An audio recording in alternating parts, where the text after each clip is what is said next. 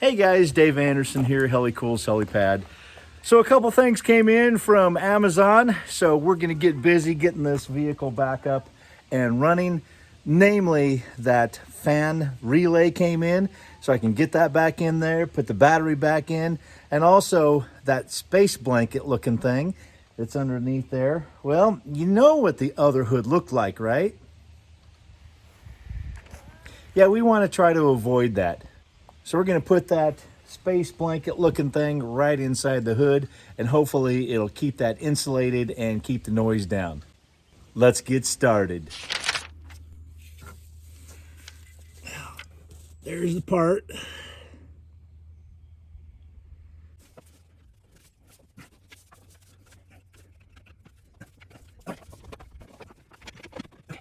This is the part where you're gonna need someone's help.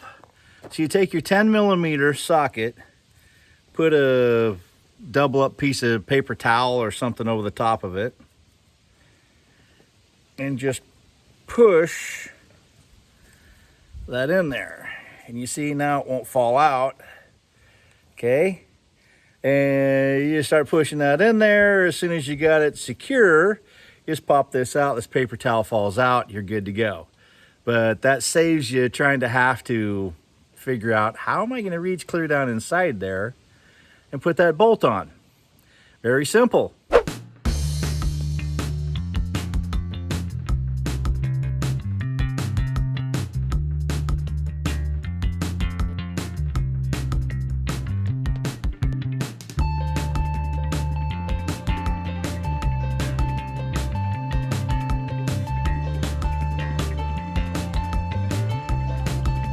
Next is the hood heat shield installation.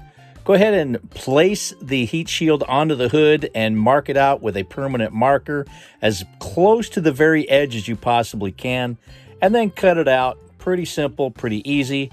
Check for fit, and if it fits correctly, peel the top part away, install it on the top of the shield, and then gently pull the paper down as you're applying it into place. Finally, you can add some aluminum tape to seal the edges into place. That looks a lot better.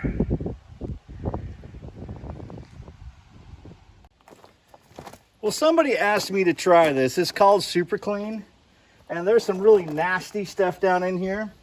I've never used this stuff before, so you know what? I'm gonna go ahead and give it a shot. See what you guys think about it. Yeah, just so you can see the grime and gook that's on here. All right, that's the before. The directions are pretty simple. Don't put it on a hot surface. Test the area. Spray enough on it to where it you think it's enough. I don't know. That looks like it's enough. It's coated. Give it enough time to degrease, but don't allow it to dry. And then just throw a bunch of water on it. Yeah, let's see if this works. I don't know.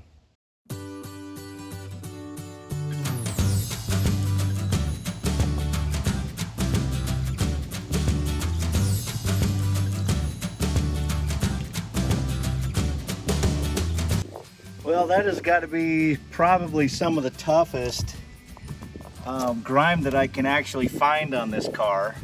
This has been on here for a long time.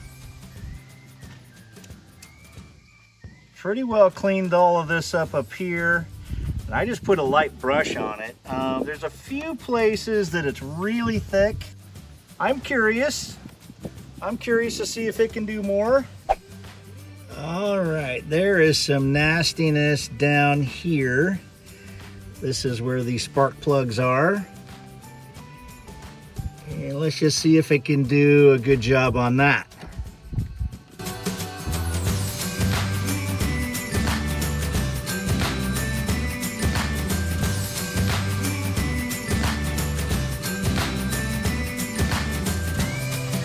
Okay, now we're getting somewhere. Wow, that ain't bad at all.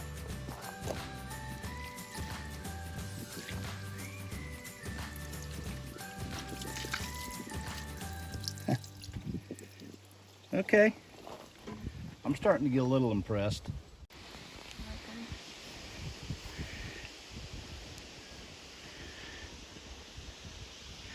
Come on. Come on, Don. Come on.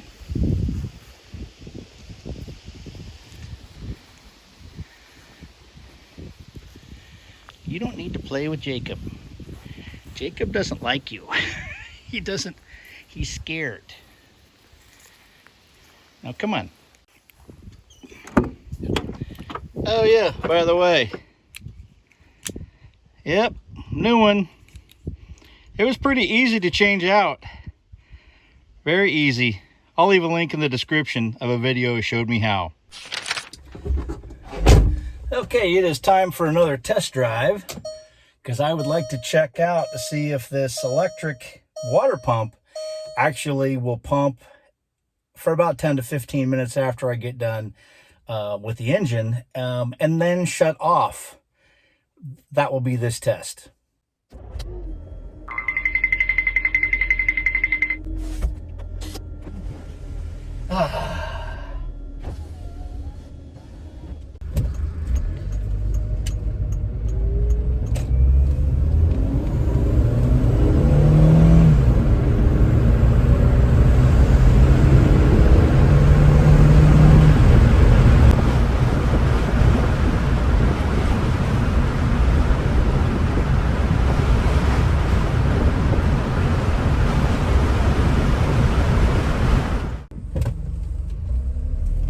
That's a lot of fun. This vehicle is fun. Let's go.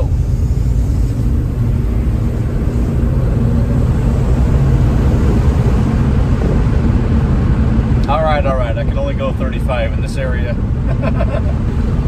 Slow her down, slow her down.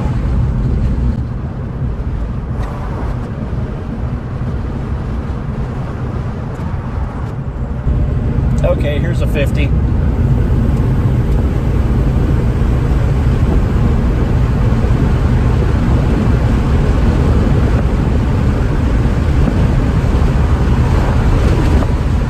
What'd I say, 50 or 70? I don't know, it's one of those two. Doggone, this thing corners awesome. Fast. It's pretty dang peppy. It's not a turbocharged V8, but for what it's got, it's a lot of fun. It's a lot of fun.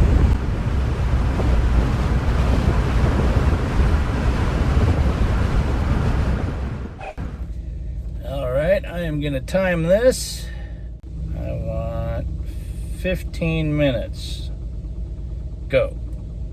15-minute countdown has started. I just shut the engine off. We'll come back in 15 minutes. For you, it will seem like, miraculously, like no time has passed. It is definitely running, and that is a good thing. This timer's still going. All right, I set my watch for 15 minutes. And it's already out. So it went on for 10 minutes. Test is good to go. Excellent.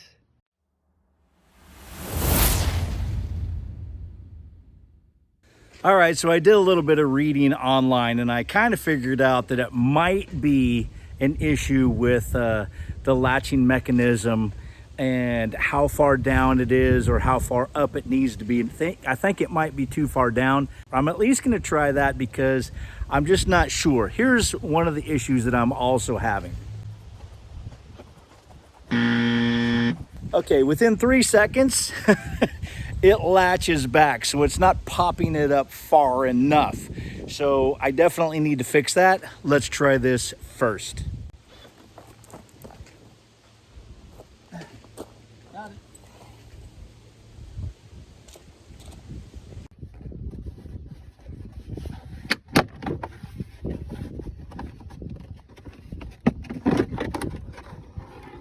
All right, got that out of there. And let's see what's going on with this.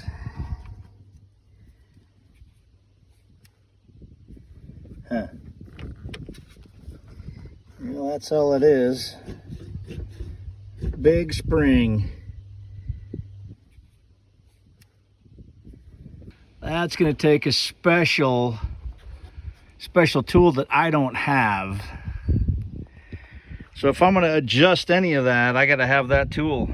I ordered the 12-point tools that it's going to be required to remove these bolts. Apparently, they're a European kind of style, and it is a 12-point tool. If this lower part is not adjustable, I believe that this upper part might be. Since those tools are on order, I really can't do a thing with this. I did hear online that this is a favorite condensation, maybe leak point, and that these things might have some kind of funky issue with the electronics. Fortunately, of course, I have the other silver bug that I can steal parts off of. I'm not positive, but I think this goes to the sunroof. I'm pretty sure the cables run along. This is the strangest doggone thing. Motor clear back here for the sunroof. So if anything is bad, it's going to have to be this little guy right here. This is the one that is causing the issue of, I'm not sure what the heck it's doing. Flaking out maybe, I don't know. So when those tools come in, I'll not only adjust this, but I'll also try swapping out one or both of these motors to see if that is what the issue is, and hopefully that will fix it. But that will have to wait till next time. Until then, I'm Dave Anderson signing out. You guys be safe out there, and God bless.